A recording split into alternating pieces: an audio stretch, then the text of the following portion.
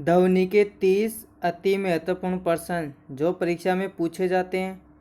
Please channel को like व subscribe and share ज़रूर करें और बेल आइकन की घंटी को ज़रूर दबा दें। जब भी मैं वीडियो डालूँ आपके पास नोटिफिकेशन आ जाए। जल, इस्पात, नाइट्रोजन में ध्वनि की चाल को आरोही क्रम में रखिए। ये आरोही क्रम में आएगा नंबर 2 में। पहले नाइट्रोजन, फिर जल, फिर इस्पात। ध्वनि की गति विभिन्न माध्यमों में विभिन्न होती है। ठोसों में ध्वनि की गति सर्वाधिक जबकि गैसों में न्यूनतम होती है। सामान्य ताप व दाब पर वायु में ध्वनि का वेग लगभग 332 मीटर सेकंड होता है। ध्वनि का वेग माध्यम के घनत्व पर निर्भर करता है।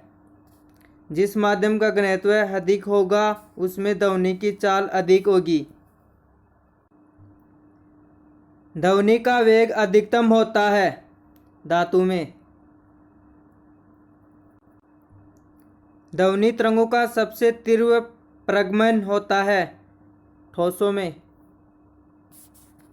ध्वनि तरंगें किसी भौतिक माध्यम में ही संचरित होती है। विभिन्न माध्यमों में ध्वनि की चाल विभिन्न होती है। दरों में ध्वनि की चाल गैसों की अपेक्षा अधिक होती है जबकि ठोसों में ध्वनि की चाल सर्वाधिक होती है। ठोस, द्रव, फिर गैस, इस प्रकार होती है। लगभग 20 डिग्री सेंटीग्रेड के तापक्रम पर किस माध्यम में ध्वनि की गति अधिकतम रहेगी? लोहा में रहेगी। ध्वनि की गति माध्यम के घनत्व एवं प्रत्यास्थता पर निर्भर करता है। जिस माध्यम का घनत्व एवं प्रत्यास्थता अधिक होती है उसमें ध्वनि की गति अधिक होती है। 20 डिग्री सेंटीग्रेड के तापक्रम पर लोहे में ध्वनि की गति अधिकतम होती है।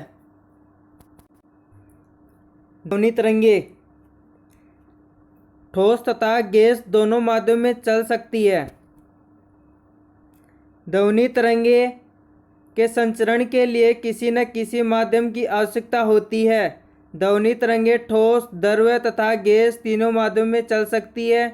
ध्वनि तरंगों का वेग ठोसों से अधिकतम, द्रव से उससे कम तथा गैसों में न्यूनतम होता है। हवा में ध्वनि का वेग 332 मीटर सेकंड, जल में 1400 मीटर सेकंड तथा लोहे में 5000 मीटर सेकंड होता है। नीचे दिए गए विकल्पों में से किस में ध्वनि आर पार नहीं जा सकती? निर्वात में। ध्वनि के संचरण के लिए किसी न किसी माध्यम की आवश्यकता होती है। निर्वात के माध्यम की अनुपस्थिति के कारण ध्वनि तरंगें संचरण नहीं कर पाती। म्यूजिक कंस्ट्रक्ट के लिए हॉल की दीवारें को इसके नीचे रखी मतलब ध्वनि का अवशोषण करना चाहिए।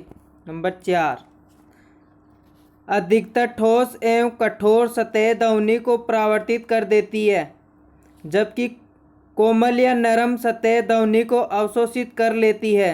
यदि म्यूजिक कंस्ट्रक्ट्स के लिए निर्मित हॉल की दीवारों ध्वनि को परावर्तित करेगी तो श्रोताओं को प्रतिध्वनि सुनाई पड़ेगी। अतः प्रतिध्वनि को रोकने के लिए कंस्ट्रक्ट हॉल की दीवारें एवं छत नरम पदार्थों जैसे फाइबर ग्लास की बनाई जाती है।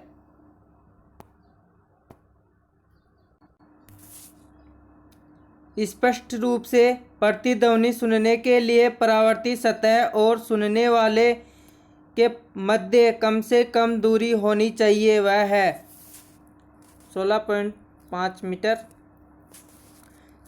जब कोई ध्वनि होती है तो उसकी संवेदना हमारे दिमाग में 1/10 सेकंड तक बनी रहती है। मनुष्य का कान केवल उन्हीं दो ध्वनियों के बीच विभेद कर सकता है जो उससे न्यूनतम 1/10 सेकंड के समानांतराल पर सुनाई दे। अतः प्रतिध्वनि सुनाई देने के लिए यह आवश्यक है कि किसी स्रोत से उत्पन्न ध्वनि आगे जाकर किसी वस्तु से टकराकर कम से कम 1/10 सेकंड में स्रोत के पास वापस लौटे। वायु में ध्वनि का वेग लगभग 330 मीटर सेकंड। 1/10 सेकंड में ध्वनि द्वारा चली गई दूरी 330 गुना 1/10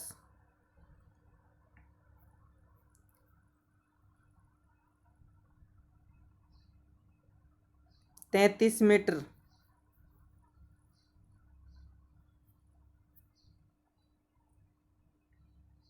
प्रतिध्वनि सुनने के लिए परावर्तक सतह से ध्वनि के स्रोत की न्यूनतम दूरी 33/2।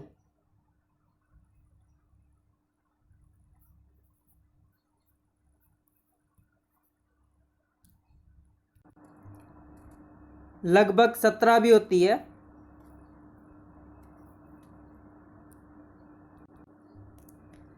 ध्वनि का वायु में वेग अनुमानतः है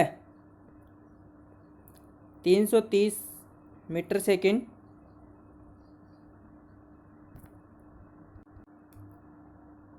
चंद्रमा के धरातल पर दो व्यक्ति एक दूसरे की बात नहीं सुन सकते क्योंकि चंद्रमा पर वायुमंडल नहीं होता या नहीं है।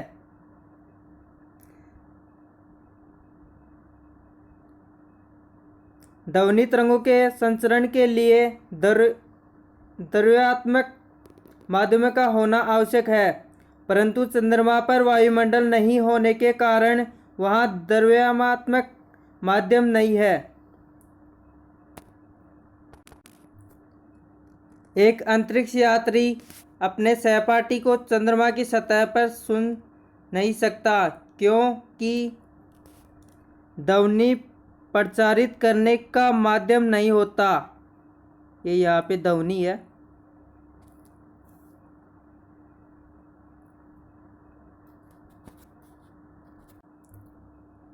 पराशर वे ध्वनियाँ हैं जिनकी आवृत्ति होती है 20,000 हर्ट्ज से अधिक।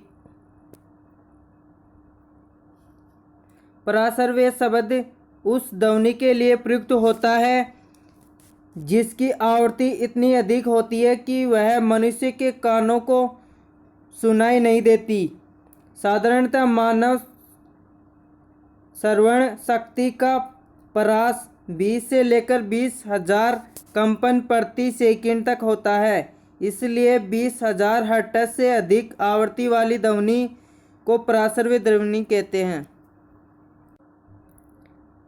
एक जैव पद्धति जिसमें पराशर ध्वनि का उपयोग किया जाता है सोनोग्राफी। सोनोग्राफी या अल्ट्रासोनोग्राफी चिकित्सकीय निदान का एक महत्वपूर्ण साधन है। यह पराशर ध्वनि पर आधारित एक चित्रांकन तकनीक है। चिकित्सा क्षेत्र में इसके कई उपयोग हैं जिनमें से गर्भावस्था शिशु के स्वास्थ्य के बारे में जानकारी प्राप्ति प्रमुख है। चमगादड़ अंधेरी रातों में उड़ सकते हैं और अपना शिकार भी कर सकते हैं। इसका कारण है वे पराध्वनिक तरंगें निकालते हैं और उन्हीं के द्वारा निर्देशित होते हैं। चमगादड़ उड़ते समय पराशर ध्वनि तरंगें उत्पन्न करते हैं। ये ध्वनि तरंगें राडार द्वारा प्रक्षेपित प्रकाश तरंगों की भांति मार्ग की रुकावट से टकराने के बाद उद्गम स्रोत का एक लौट आती है।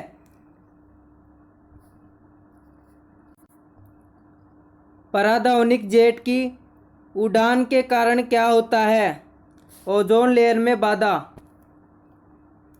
जो विमान अग्रभाग से वायु को खींचकर पिछले भाग के दहन कक्ष में ईंधन को जलाकर पीछे से वाष्प गैस की तीव्र धार प्रवाहित करते हुए अत्यंत तीव्र गति से आगे बढ़ते हैं, वे जेट विमान कहलाते हैं।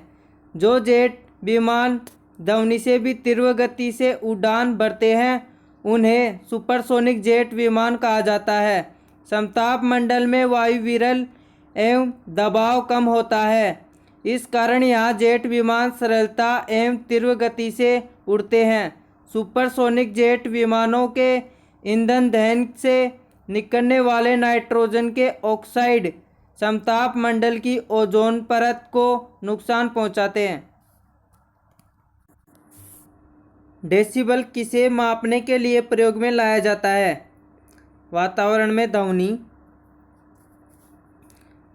में ध्वनि की तीव्रता के स्तर को डेसिबल में मापते हैं।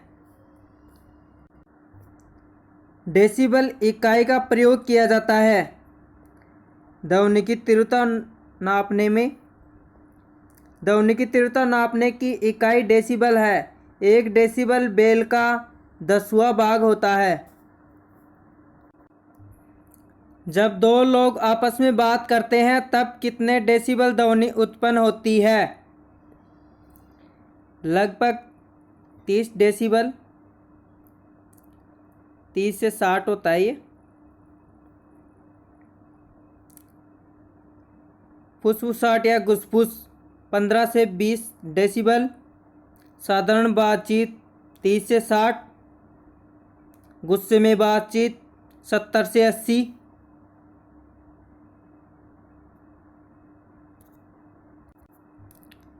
सौ डेसिबल का रव या नॉइज का प्रबलता स्तर संगत होगा यंत्र कारखाना शोर से। यह 100 से 110 होती है कारखानों के। विश्व स्वास्थ्य संगठन के अनुसार एक नगर के लिए सुरक्षित ध्वनि प्रदूषण स्तर है 45 dB या डेसिबल।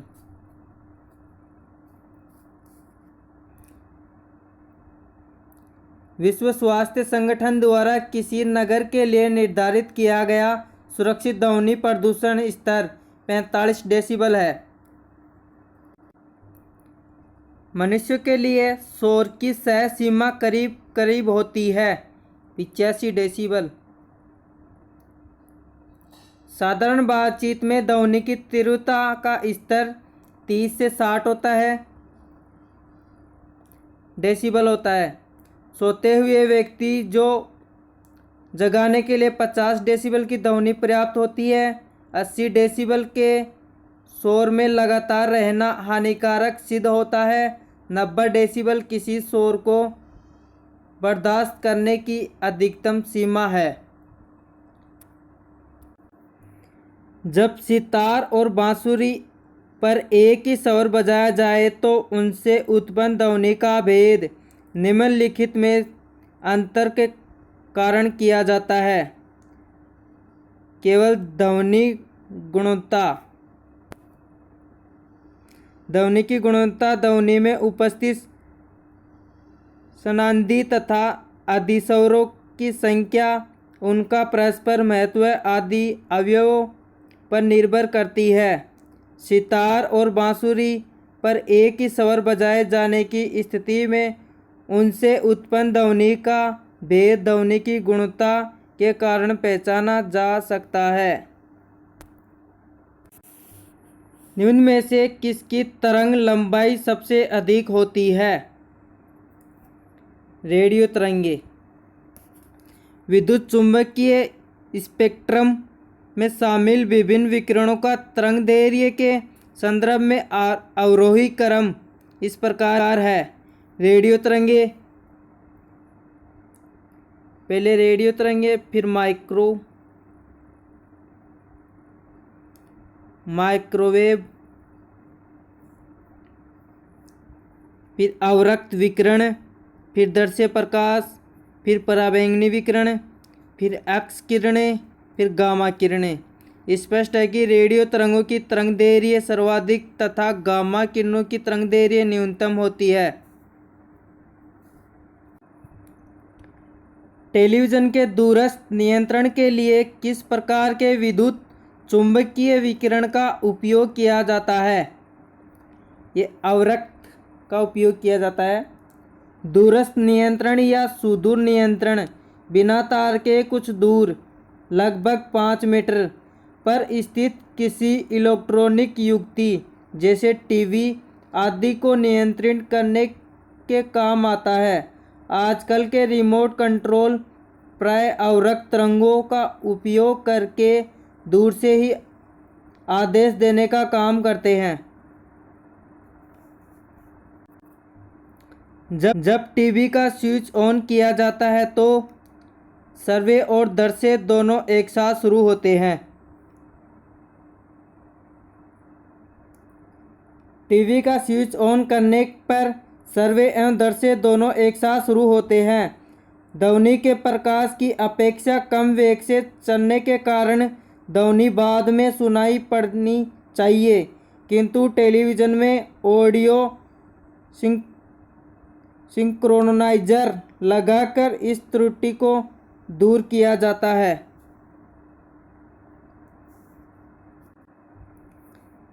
दूरदर्शन प्रसारण में चित्र संदेशों का संचरण होता है आयाम मॉड्यूलम द्वारा। दूरदर्शन प्रसारण में ध्वनि संचरण के लिए आवर्ती मॉड्यूलन तथा चित्र संदेशों के संचरण के लिए आयाम मॉड्यूलन का प्रयोग किया जाता है। टेलीविज़न प्रसारणों में सर्वे संकेतों को प्रेषित करने के लिए प्रयुक्त तकनीक है आवर्ती आरोपण। एनालॉग टेलीविज़न प्रसारण में वीडियो संकेतों को प्रेषित करने के तकनीक है आयाम मॉड्यूलन, जबकि सर्वे संकेतों को प्रेषित करने की तकनीकी है आवर्ती मॉड्यूलन। एक रेडियो स्टेशन से 30 मीटर बैंड पर प्रसारण इस स्टेशन द्वारा प्रेषित वाहक तरंगों की आवृत्ति है 100 MHz।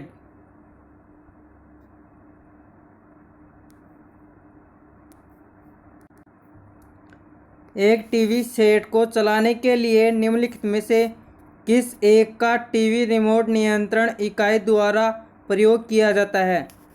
रेडियो तरंगे। टीवी के रिमोट नियंत्रण इकाइयों में अधिकतर अवरक्त विकिरण का प्रयोग करते हैं, किंतु कुछ में रेडियो तरंगों का प्रयोग करते हैं। अवरक्त एक विद्युत चुंबकीय विकिरण है।